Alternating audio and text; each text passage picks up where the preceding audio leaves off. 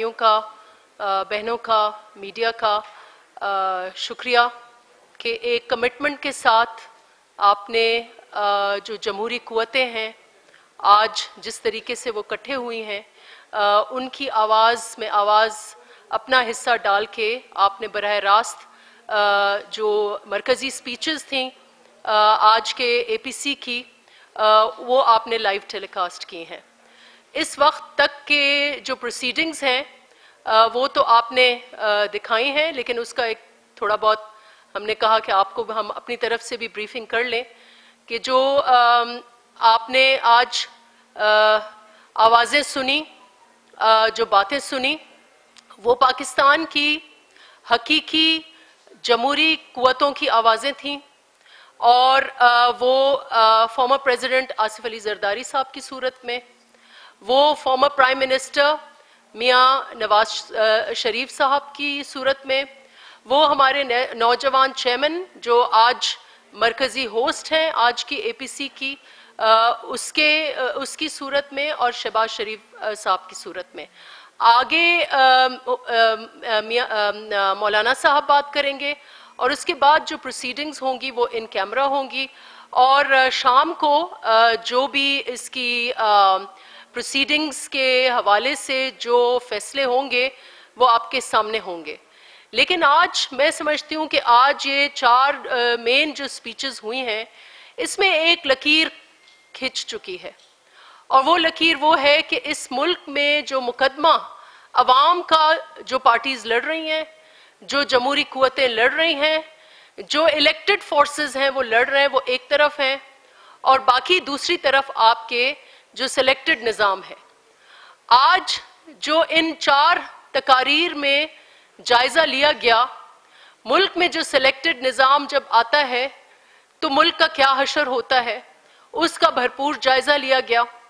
वो मियाँ साहब की आपने बातें सुनी, शहबाज शरीफ साहब की आपने बातें सुनी, और फॉर्मर प्रेसिडेंट आसिफ अली जरदारी साहब की उन्होंने बातें सुनी, और हमारे नौजवान चेयरमैन की भी। अब मेरे ख्याल से ये एक न्यू स्टार्टिंग पॉइंट होगा एक नई सियासी जदोजहद का। और जैसे हमारे चेयरमैन बिलावल भुट्टो जरदारी ने भी कहा है या सिफारिश दी है कि पहली बात तो ये है कि एक अलायंस बिल्डिंग की तरफ ये फोरम जाए। माजी में इस किस्म के अलायंसेस ने डिक्टेटरशिप्स का खात्मा किया है, ये तो सिलेक्टेड है। अलायंस बिल्डिंग की बात हुई है, और दूसरी बात जो कॉन्क्रीट बात हुई है वो यही है कि हमें ये जो ऑक्यूपेशन फोर्सेस हैं, ये ऑक्यूपेशन फोर्सेस से कुछ कम नहीं है जो सिलेक्टेड हैं या उनके साथ जो सिलेक्टर्स हैं। हमें अब हर लेवल पर, हर पाकिस्तान के कोने में, छोटे बड़े शहरों में निकलना होगा। अवाम इंतज़ार में है, पूछ रही है आप लोग कब आ रहे हैं, तो इसलिए हमें निकलना होगा, अवाम से रब्ता करना होगा। बाकी जो डिटेल्स हैं वो ऑब्वियसली जब और जमातें अभी बात करेंगी इसकी, ये आगे इसका जो दूसरा इसकी नशिस्त है वो इस वक्त जारी होगी, लेकिन हमने कहा कि आपसे हम थोड़ी बातचीत करें। जो हवाइयाँ उड़ी हुई हैं सिलेक्टेड की, जो वो आपने उनकी गुफ्तगू में से सुनी होंगी, कुछ एक्स्ट्राज जो हैं वो खान साहब ने भेजे हैं कि वो एक्स्ट्राज जो हैं वो कुछ रद्द-ए-अमल दे सकें। लेकिन जो आप ने इस हमारे एपीसी को जो सपोर्ट दी है पाकिस्तान के मीडिया ने, हम आपका शुक्रिया अदा करते हैं, और यकीनन इससे एक बहुत स्ट्रॉन्ग मैसेज गया है। एंड एज आई सेड कि एक लकीर अब खिंच चुकी है, और अब आगे जो रास्ता है वो वही रास्ता है जो एक जदोजहद का होगा, जो एक मूवमेंट का होगा। इसके डिटेल्स जो हैं वो आपको शाम को हमारे कायदीन बताएंगे।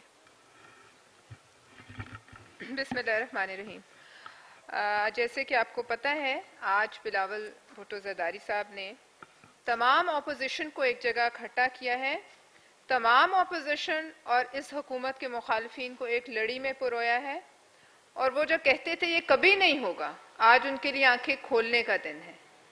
जिन पर पूरी रात बदहवासी तारी रही है, जो सारी रात ट्विटर पे बैठकर अपनी स्टेटमेंट्स देते रहे हैं, वो ये देख लें कि आज इस हुकूमत, न्याजी हुकूमत सल्तनत नियाजिया और उनके हवारियों के खिलाफ तबले जंग बजा दिया गया है। आज वो ये भी देख लें कि वो आपको और बाकी मुखालिफिन को धमकियां देते थे कि वो किसी को बोलने नहीं देंगे, कोई पैगाम नशर नहीं होगा, कोई तकरीर नशर नहीं होगी। लेकिन सलाम है उन तमाम लोगों को जिन्होंने बिला खौफ व ख़तर ये तमाम चीज़, तमाम मामलात और बातें जो हैं वो नशर की और पाकिस्तान के हर शहरी तक पहुंचाई। वो ये आके देख लें कि वो किसी की ज़बान बंद नहीं कर सकते। वो ये आज देख लें कि उनको आज पहली बड़ी शिकस्त हुई है। ज़बान बंदी के दिन जो थे वो आज के बाद ख़त्म हो गए हैं।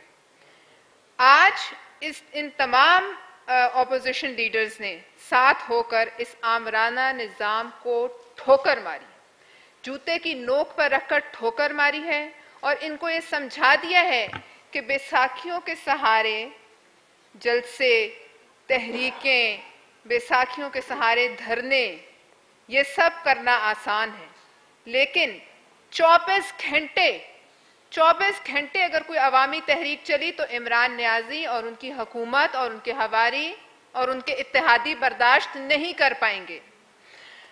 आज की एपीसी का मकसद इनसे जवाब लेना है, इनको जवाब देना पड़ेगा। 1971 का पलटन के मैदान से लेकर इमरान नियाजी साहब के बुजुर्गों ने 2020 के इस्लामाबाद तक इस मुल्क के को जो नुकसान पहुंचाया है उसका जवाब देना होगा।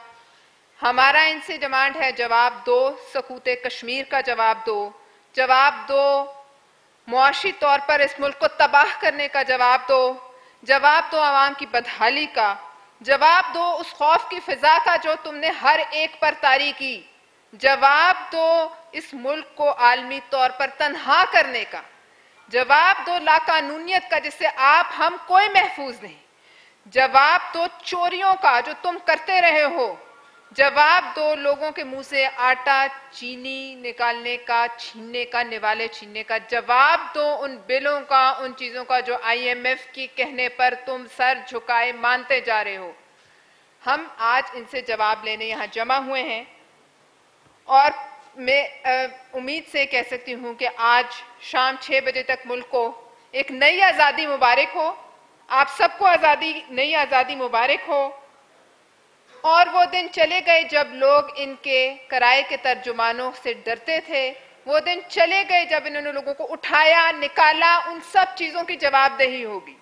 आप किसी की ज़बान बंद नहीं कर सकते। आज इसका अमली नमूना आपने देख लिया और आज के बाद इंशाअल्लाह तबले जंग बजेगा और वो वक्त दूर नहीं जब इस मुल्क के अवाम एक हकीकी तहरीक की सूरत में वज़ीर आज़म हाउस के गेट तक पहुंचेंगे और उनको याद दिलाएंगे कि क्या फ़र्क होता है एक बैसाखी के सहारे डॉक्टर धरने का और असल तहरीक में क्या फ़र्क होता है। जैसे मुशर्रफ को नज़र नहीं आता था ना, वो कहता था कि सड़क पे मैं देखता हूँ तो मुझे वकील नज़र नहीं आते, इसी तरह जब ये अपने ईवान वज़ीर आज़म से देखते हैं, वज़ीर आज़म हाउस की खिड़कियों से, तो उन्हें कुछ नज़र नहीं आता।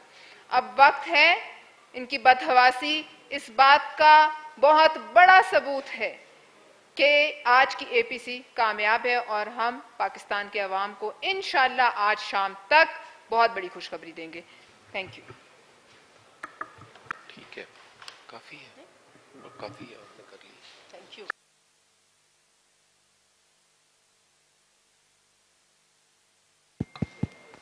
आज का जो स्लोगन है APC 2020 है, APC 2020।